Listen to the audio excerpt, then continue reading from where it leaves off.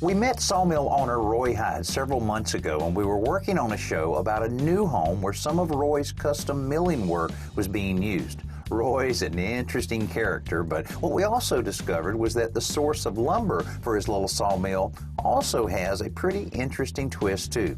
It seems that all of the tree services in this community know Roy and his love for wood, so when they have to take down a few trees, rather than hauling the wood to the landfill, they bring it to the Hyde sawmill. It's cheaper for them, and it provides Roy with an endless supply of trees to be milled into all kinds of lumber.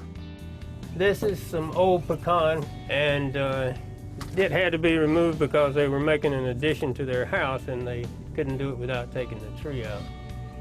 And this is live oak with the same sort of thing. This particular one went down in a storm.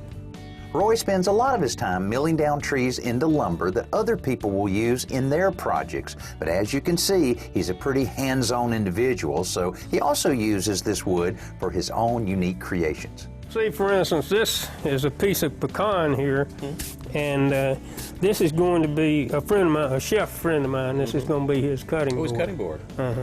Because of his no-nonsense approach to life and his love for wood, most of Roy's work has a pretty rustic flair. He puts his own unique spin on everything, from furniture to larger architectural pieces. But the thing you've got to just love about this guy is that he doesn't take himself too seriously. We are professional wood movers.